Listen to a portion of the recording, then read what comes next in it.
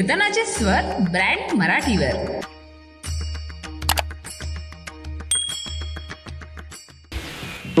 सर्वांगाचं कान करून आम्ही कीर्तन ऐकू महाराज. पण नेमकं कीर्तनाची ताकद काय आहे, हे कीर्तन कशा करता ठेवायचं. आज पुण्यस्मरणानिमित्त आदरणीय सचिन भाऊने हा कार्यक्रम ठेवला. ह्या माळशिकारे परिवाराने हा उत्तम अशा पद्धतीचा कार्यक्रम ठेवला. मला 1 महिन्यापूर्वी त्यांनी फोन केला, म्हटले महाराज तुमचं कीर्तन घ्यायचं आहे मला.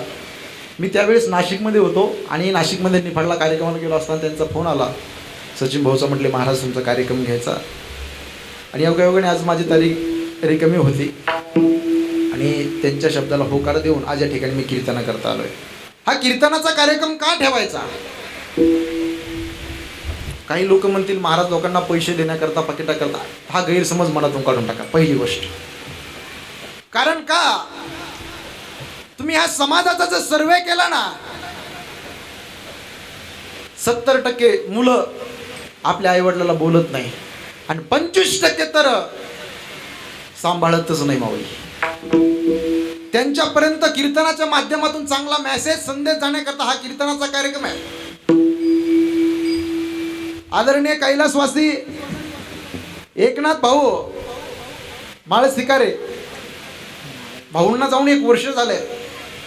आज भाऊंना कीर्तनाच्या माध्यमातून देवाच्या पायाच्या ठिकाणी आपल्याला जागा द्यायची दादा. पुण्यस्मरणाचा कार्यक्रम का ठेवायचा, कीर्तनाचा कथेचा कार्यक्रम का ठेवायचा. नामस्मरणाची ताकद सामान्य नाही. जरा ज्ञानेश्वरीमध्ये जाऊन पहा, ज्ञानोबाराय म्हणतात की ऐसे माझेनी नाम घोषे नाहीसी करती विश्वाचे दुःखे अवघे जगची महासुखे दुमदुमीत भरली. ही नामस्मरणाची ताकद आहे. किंवा हरिपाठामध्ये बघा तुम्ही जरा डोकावून, नामस्मरण कीर्तन साधन पै सोपे आणि जळतील पापे जन्माजन्मीचं पाप जळण्याचं सामर्थ्य नामस्मरणामध्ये.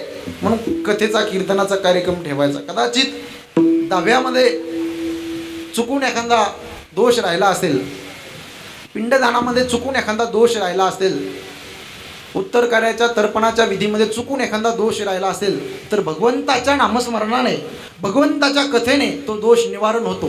या नामस्मरण कीर्तनाने तो दोष निवारण होतो. म्हणून कथेची कीर्तनाची गरज आहे. विठ्ठल विठ्ठल विठ्ठल विठ्ठल विठ्ठल. मानवी शरीर मिळालंय आपल्याला दादा, काहीतरी करण्याकरता मिळाले. लक्ष देऊन कीर्तन ऐका. 3.5 हाताचा नरदेह भगवंताने तुम्हा आम्हाला फुकट दिलाय. खऱ्या अर्थाने या पंचमहाभूताने आपल्याला हा देह दिलाय. पृथ्वी, आप, तेज, वायू आणि आकाश. देह हा 5चा आणि उसना. हा उसना मिळालेला आपल्याला देह आहे. हा जीव ज्यावेळेस आईच्या उदरामध्ये होता ना, माऊली देवासी करारनामा करू लागला. देवा पांडुरंगा, या दुःखात मला 1 वेळा बाहेर काढ रे देवा. 1 वेळा कर या दुःखावे गळे, या दुःखावे गळे, दुरिताचे जाळे उगवोनी, दुरिताचे जाळे उगवोनी, दुरिताचे जाळे आठवील पाय हा माझा नवस, आठवील पाय हा माझा नवस, आठवील पाय हा माझा नवस, आठवील पाय हा माझा नवस. दुरिताचे पाय ओ गवोनी, दुरिताचे पाय ओ गवोनी, दुरिताचे पाय ओ गवोनी, आठवीन पाय माझा नवस, आठवीन पाय माझा नवस, आठवीन पाय माझा नवस, आठवीन पाय माझा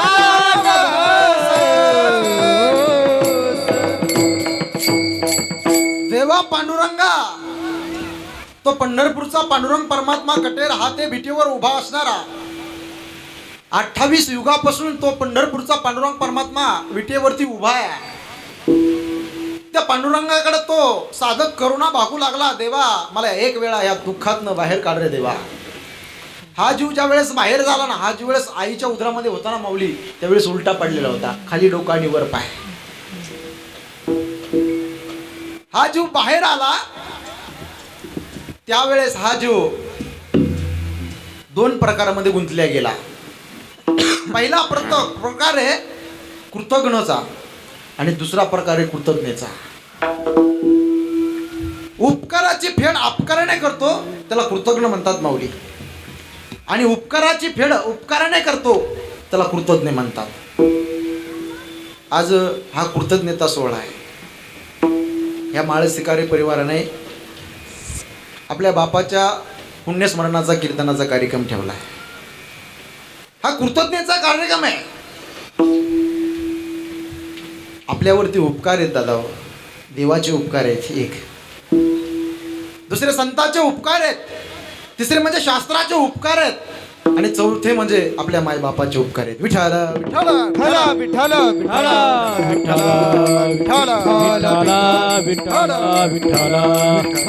विठ्ठल.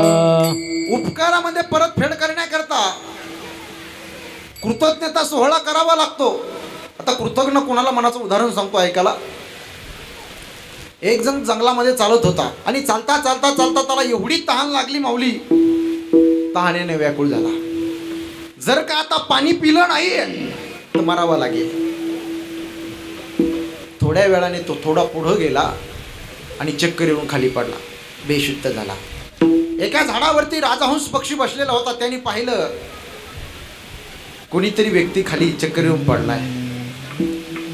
त्याने त्या राजहंस पक्षाने असा द्रोण केला पानाचा, एका सरोवरावरती नदीमध्ये गेला आणि त्यात पाणी भरून आणलं आणि त्या व्यक्तींना पाणी पाजवलं. तो शुद्धीवरती आला.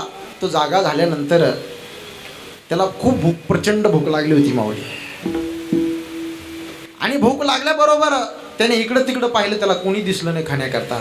समोर पक्षी दिसला होता, राजहंस पक्षी, तो तिथंच बसला होता.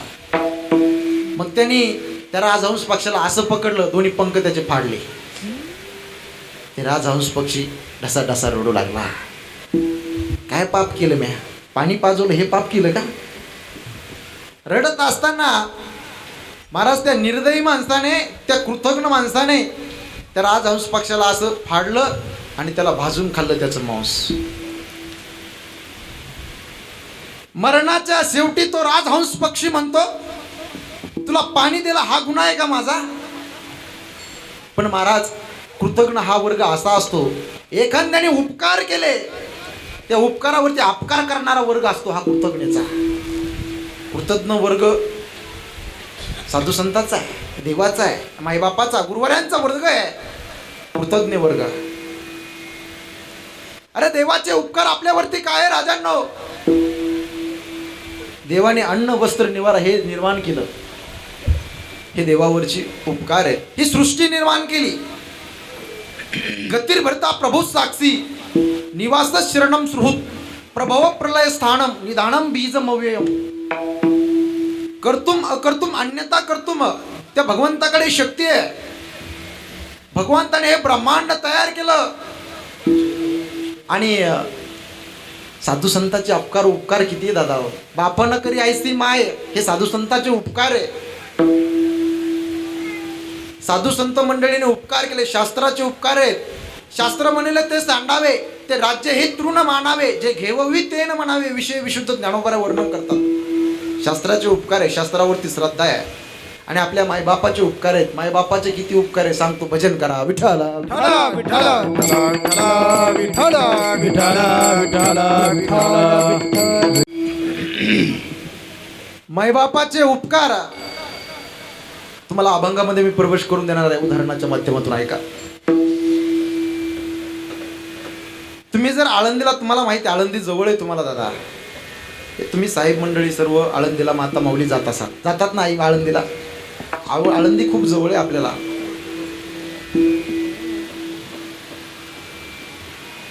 विठ्ठल पंत कुलकर्णी आणि माता रुक्मिणी माता ज्या वेळेस प्रपंच चालत होता, सुखाने समाधाने प्रपंच चालत होता. काय त्या प्रपंचाला, त्या कुटुंबाला नजर लागली काय माहित. विठ्ठलपंतांनी निर्णय घेतला, अग रुक्मिणी, ह्या प्रपंचामध्ये माझं मन लागत नाही ग. मला काशीला जायचं आणि संन्यास घ्यायचा. रोज ह्या प्रपंचामध्ये माझं मन लागत नाही ग. मला काशीला जाऊन संन्यास घ्यायचा. एके दिवशी रुक्मिणी आईसाहेब म्हटले, जाताय ना काशीला, जा. काशीला गेले आणि एक तप उलटलं गेलं. 12 वर्ष झाली. 12 वर्षानंतर आईसाहेब झाडाला प्रदक्षिणा घालत होत्या. आजही तुम्ही आई आळंदीला जर गेलात ना, माऊलीच्या मंदिरामध्ये बघा, सुवर्ण पिंपळ आहे. ज्ञानोबराच्या आईने 1.25 लाख प्रदक्षिणा त्या पिंपळाला घातल्या होत्या. आई व्रत वैकल्य करू लागल्या. अश्वत्थाम वृक्षाला प्रदक्षिणा घालत होत्या. त्यावेळेस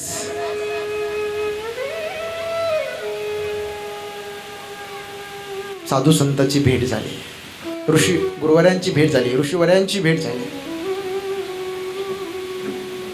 आणि दर्शन घेण्याकरता रुक्मिणी माता जातात ना, इष्ट सौभाग्यवती भव. त्यावेळेस आईसाहेब हसल्या. ऋषींनी विचारलं, इष्ट सौभाग्यवती आशीर्वाद दिला मी आणि चेहऱ्यावरती हास्य का? अहो, माझे पतिराज काशीला निघून गेले हो. त्यांनी संन्यास आश्रम धारण केला आणि काय तुम्ही आशीर्वाद देणार? पण तो ऋषीचा आशीर्वाद होता दादा हो. त्यावेळेस त्या ऋषींनी विचारलं, अग तुझ्या पतिराजाची काही खूण आहे का? सात्विक चेहरा आहे, चेहऱ्यावरती तेज आहे आणि डाव्या हातावर तुळशीपत्र असं कोरलेलं आहे, चिन्ह आहे. काळजी करू नको, मला तुझ्या घरी नेसेल का? घरी नेल्यानंतर त्या ठिकाणी सिद्धोपंत होते. सिद्धोपंतांनी सांगितलं, 1 वर्ष झाले आमचा जावई नाही या ठिकाणी. इच्छा होती संन्यास आश्रम घेण्याची. काशीला गेले, संन्यास आश्रम त्या ठिकाणी त्यांनी स्वीकारला. गृहस्थ आश्रमातून संन्यास आश्रम त्या ठिकाणी स्वीकारला. डोळ्यामध्ये पाणी आलं सिद्धोपंताच्या. डबडबले डोळे ऋषीवर्यांनी पाहिलं. त्यावेळेस काशीच्या आश्रमामध्ये गेल्यानंतर विठ्ठलपंताला सांगितलं ऋषीवर्यांनी, विठ्ठलपंत संन्यास आश्रमातून तुम्ही पुन्हा आता गृहस्थ आश्रमामध्ये जा. आता घरी तुमची पत्नी वाट पाहते, सासू सासरे वाट पाहता, तुम्ही जा.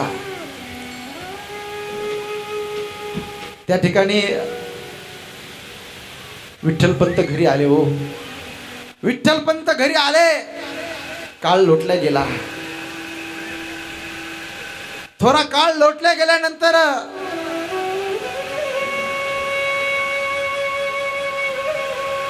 चार मुलं त्यांना झाले. निवृत्ती, ज्ञाना, सोपान आणि मुक्ताबाई. निवृत्ती दादासारखा गोंडस मुलगा, ज्ञानोबरासारखा गोंडस मुलगा, सोपान काका सारखा गोंडस मुलगा आणि आमची चिमुरडी मुक्ताई हो. लोकांनी बहिष्कृत केलं. मधुकरी दिली नाही माझ्या ज्ञानोबराला आई. ह्या आळंदी गावच्या लोकांनी मधुकरी दिली नाही, त्रास दिला. पण विठ्ठलपंत तेवढ्यात निवृत्ती दादा म्हणतात आपण ब्रह्मगिरीची प्रदक्षिणा करू. आणि ब्रह्मगिरीची प्रदक्षिणा करण्याकरता हे चौघे निघालेत आणि मायबाप सोबत येतो. जात असताना ब्रह्मगिरीमध्ये आपण जर गेलात ना, त्या गुहेमध्ये गहिनीनाथाने त्या ठिकाणी अनुग्रह निवृत्तीनाथांना दिला. गहिनी प्रसादे निवृत्ती तातार ज्ञानदेवा सरच सुचविले. घरी आल्यानंतर आळंदी मधल्या पंडिताची चर्चा चालू होती. म्हणे ब्रह्मगिरीला गेले होते आणि तो निवृत्ती त्या ठिकाणी काही जनावरांनी प्राण्यांनी खाल्ला असेल. हिशोबा खेचरचं काय काय बोलू लागला माऊली. खूप त्रास माझ्या ज्ञानोबरायांना दिला. रात्रीच्या वेळेस झोपण्याच्या वेळेस विठ्ठल पंत म्हणतात, अगं मी पैठणला जातो, तिथल्या धर्म मार्तंडाला विचारतो, ते सांगतील मला बाप कसा असतो या विषयावर बोलतोय. बापाने कसा देह लेखा करता जिजावला हे तुम्हाला मी सांगतोय. पैठणला गेले आणि पैठणला गेल्यानंतर पैठणच्या त्या धर्मसभेमध्ये सांगितलं की अहो विठ्ठल पंत, तुम्ही धर्माच्या विरोधात वागलात विठ्ठल पंत, शास्त्राच्या वेदांताच्या विरोधात वागलात विठ्ठल पंत, तुम्हाला आता प्रायश्चित्त काय हो. डोळे ढबढबले विठ्ठल पंताचे. काय प्रायश्चित्त सांगा ना.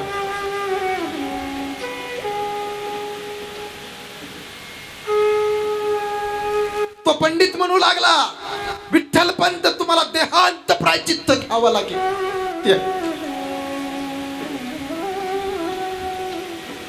डोळे डबडबले. पण महाराज शास्त्र म्हणले ते सांडावे, शास्त्रावरती श्रद्धा होती हो.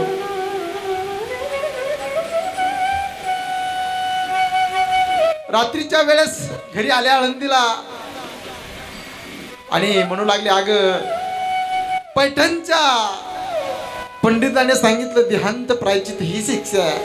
तुमच्या मुलाचे मुंज व्हावे वाटत असेल ना, तुमच्या मुलाला समाजामध्ये जगण्याचा अधिकार प्राप्त व्हावा असं वाटत असेल ना, त्या ठिकाणी तुम्हाला देहांत प्रायश्चित्त घ्यावं लागेल. रात्रीच्या वेळेस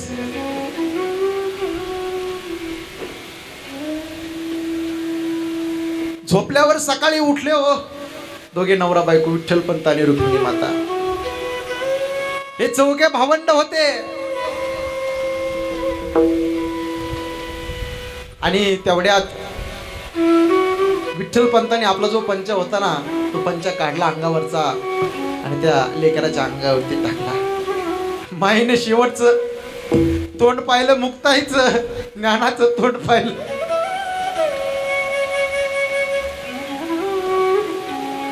माझे सोन्यासारखे लोकर सोडून मला आज देहांत प्रायश्चित्त घ्यावा लागतं. विठ्ठल पंत घाई पुढे निघून गेले. रुक्मिणी मातेने पाठीमागं पाहिलं.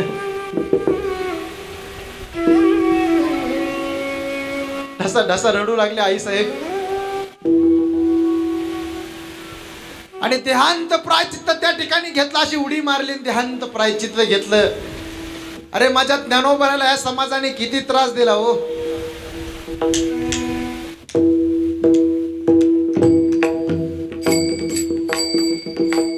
ज्ञानोबराय मधुकरी मागण्याकरता गेले, माई बाप नाही राहिले हो माझ्या ज्ञानोबरायचे.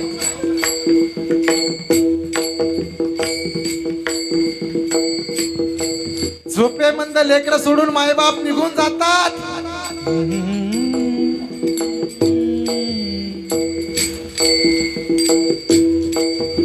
हिशोबा खेचराने मला अरे संन्यासाची कार्ट आहे, ते संन्यासाची कार्ट जगण्याचा अधिकार नाही.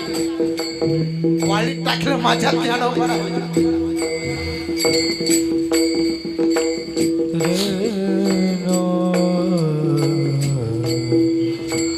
ज्ञानोबरांना मधुकरी मिळाली, थोडस पीठ. हिशोबा खेचराने धरलं, अरे चिखल फेकून, अरे ज्ञानात चालला. ज्ञानोबारायांना त्रास दिला.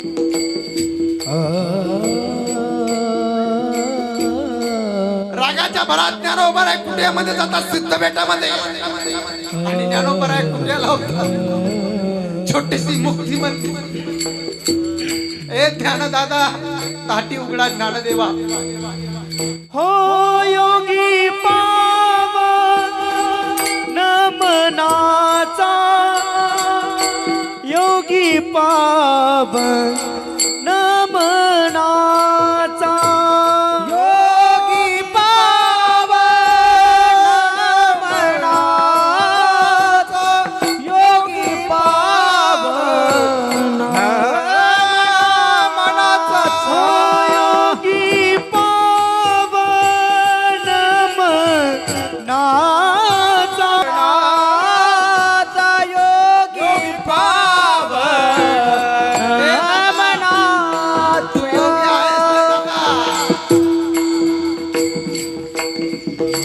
आपल्याला ह्या समाजासाठी जगायचं तर ज्ञाना तू योगी आहे पावन आहे. ताटी उघडा ज्ञानदेवा. ज्ञानोबारायांनी ताटी उघडली महाराज आणि मुक्ताबाईने ताटीचे अभंग लिहिले होते अक्षर. आज ज्या वेळेस माझ्या ज्ञानोबाराला अन्न मिळालं नाही, पोटाला अन्न मिळालं नाही हो, पण आम्ही महाराज मंडळी ज्ञानोबाराय तुकोबारायच्या जीवावरती एका एका अभंगावरती जागा बंगले घेतो दादा हो. ही माझ्या ज्ञानोबाराय तुकोबारायची श्रीमंती आहे. ताटी उघडा ज्ञानेश्वरा.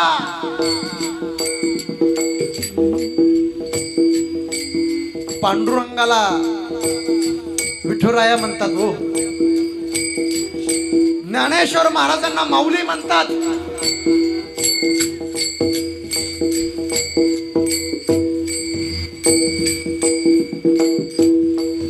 साने गुरुजींना माऊली श्यामची आई लिहिली हो, पण श्यामचा बाप नाही लिहिला. एका बापाच्या निमित्ताने पुण्यस्मरणाच्या निमित्ताने आपण एवढे मंडळी जमलात ना. तो बाप काय असतो, बाप असल्यावर बापाची किंमत कळत नाही. एकदा बाप गेला ना पोरका करून बाप ज्ञानेश्वर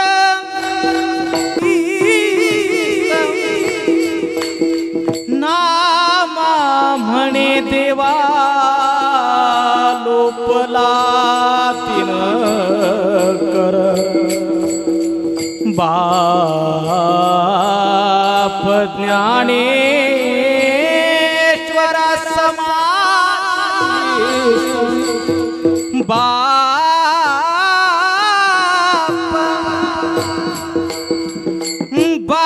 ज्ञानेश्वर समान हे बाप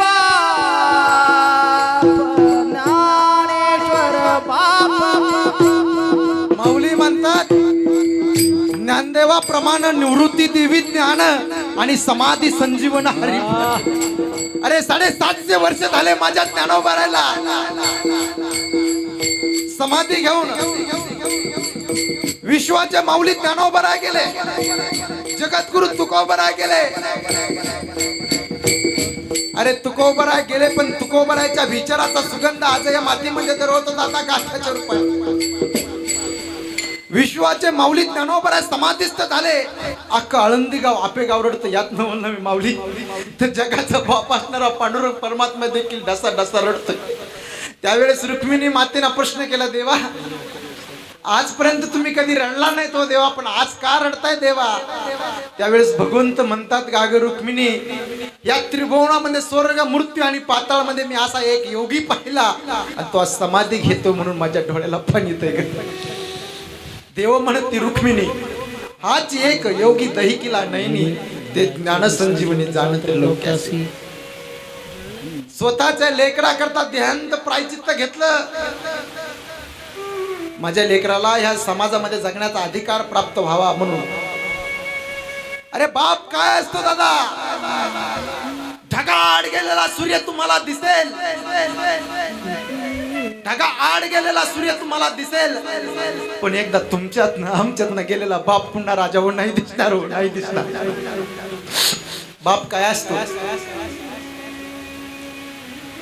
काही लोकांनी बाप लिहिला हो, मारधोड करणारा. पण बाप नावाची चादर एकदा आयुष्यातून निघून गेली ना, प्रत्येक सकाळ जबाबदारीची जाणीव करून देते, जबाबदारीची जाणीव. तो बाप काय करतो? लेकरा करता हाडाचे काढा करतो, रक्ताचं पाणी करतो, नेत्राचा दिवा करतो, हाताचा फळणा करतो. अरे त्या बापाला कधी लेकर जड होत नाही. तो भाऊंना 2 मुली होत्या. आदरणीय आमचे सचिन भाऊ, हा माळ स्वीकारे परिवार सुखाने आनंदाने चालत होता. काय नजर लागली काय माहिती या परिवाराला? दुःखाचा डोंगर कोसळला गेला आणि भाऊ सोडून गेले. असं माझे गुरुवर्य पैठणचे वैराग्य मूर्ती रखमाचे बाबा नवले बाबा म्हणतात, माणसाचं जीवन आपण जर चालत असलो ना माऊली, लोकांनी रामकृष्ण हरी घातला पाहिजे. आपण बोलत असताना, आपण बसत असताना लोक त्या ठिकाणी आपल्या शेजारी येऊन बसले पाहिजे, आपलं बोलणं ऐकलं पाहिजे. आणि आपण जर गेलो ना हे लोकातून परलोकामध्ये, जर आपण जर गेलो ना, अरे तर लाखो लोकांच्या डोळ्यामध्ये पाणी आलं पाहिजे. याला जगणं म्हणतात आता. अरे आपण मेल्यानंतर आखी गल्ली रडते, यात नवल नव्हे. आपण मेल्यानंतर गाव रडतं, गाव रडतं, यातही नवल नव्हे. आपण मेल्यानंतर जिल्हा रडतो, यात नवल नव्हे आई. आपण मेल्यानंतर हा महाराष्ट्र रडतो, यात नवल नव्हे. आपण मेल्यानंतर जग रडतं, यातही नवल नव्हे. तर आपण मेल्यानंतर जगाचा बाप रडावा, याला म्हणतात जीवन. विठ्ठल विठ्ठल विठ्ठल विठ्ठल विठ्ठल विठ्ठल विठ्ठल विठ्ठल. हे बापाचं जीवन आहे. त्या बापाने काबाड कष्ट केले लेकरा करता. तो बाप काय करतो? राजा हो मुला करता हो. बापाचं किती प्रेम असतं आपण पाहतो, कवितेमधून ऐकतो, संत चरित्रामध्ये ऐकतो, प्रत्येक अभंगामध्ये, श्लोकामध्ये, कवितेमध्ये अगोदर आई घेतली हो. कुळी कन्या, नंतर पुत्र, धन्य माता, नंतर पिता. आई आधी आई घेतली हो. साने गुरुजीने श्यामची आई लिहिली हो. पण बाप का कमी आहे का राजा हो? बाप पडद्याआडचा कलाकार आहे, पडद्याआडचा कलाकार. बाप हा बाप असतो, पण त्या बापाला वेगवेगळे पात्र करावं लागतात. मेंगडे महाराज, बापाला वेगवेगळे पात्र करत असताना कधी कधी माऊली बापाला चुलता व्हावं लागतं, कधी कधी बापाला मामा व्हावं लागतं, कधी कधी त्या बापाला काका व्हावं लागतं, कधी कधी त्या बापाला मुलीच्या लग्नामध्ये वधूवर व्हावं लागतं. तो बाप कसा आहे दादा? तुकोबराय म्हणतात, बाप करी जोडी लेकराची आपुली कुरवंडी वाळून. हे कुरवंडी म्हणजे शरीर. लेकरा करता तो बाप देह कष्ट करतो, काबाड कष्ट करतो. रात्रंदिवस बाप तो कष्ट करत असतो दादा हो. एक उदाहरण सांगतो. बाप प्रेम करतो जगामध्ये. बाप एखाद्या वेळेस बोलतो लेकराला, लेकराला वाईट वाटतं, मला माझा बाप बोलला. अरे आईने जर मुलाला जर उचलला तर आई मुलाला कुठं उचलते? असे काखेमध्ये घेते. पण बापाने जर मुलाला जर उचललं ना तर बाप खांद्यावर घेतो. ही वस्तुस्थिती आहे. आईला वाटतं जे मला दिसतं ते माझ्या लेकराला दिसलं पाहिजे. बाप असा खांद्यावर घेतो, मला जे दिसत नाही ना ते माझ्या लेकराला दिसावं, याला बाप म्हणतात राजा. अरे ज्याला हात नाही ना त्याला विचारो हाताचं दुःख काय, ज्याला पाय नाहीत ना त्याला विचारो पायाचं दुःख काय, ज्याला डोळे नाहीत ना त्यांना विचारो डोळ्याचं दुःख काय, आणि ज्याला माय आणि बाप नाही त्याला विचारो माय बापाचं दुःख काय. लहानपणी मायबाप वारू नये म्हणजे मरू नयेत, आणि तरुणपणी माता माऊलीचा नवरा त्या ठिकाणी मृत्युमुखी पाहू नये. यापेक्षा जगामध्ये वाईट संकट कोणतंच नसतं दादा. बापाचा सगळ्यात जास्त जीव कुणावर असतो माहिती आहे का तुम्हाला? मुलीवर जीव असतो. 4 मुलं असून द्या आणि 1 मुलगी असून द्या, बाप जास्त प्रेम कोणावर करतो माहिती आहे का? अरे मुलगी ही माझे बाबा सांगायचे 42 कुळाचा उद्धार करते. माहेरकडचे 21 आणि सासरकडचे 21 दुनी किती? दोन्ही पक्ष पाही उधरती, दोन्ही पक्ष पाही उधरती, दोन्ही पक्ष पाही उधरती, दोन्ही पक्ष पाही उधरती. काळ वेळ नाम उच्चार नाही, उच्चारित नाही. दोन्ही पक्ष पायी उधरती, दोन्ही पक्ष पायी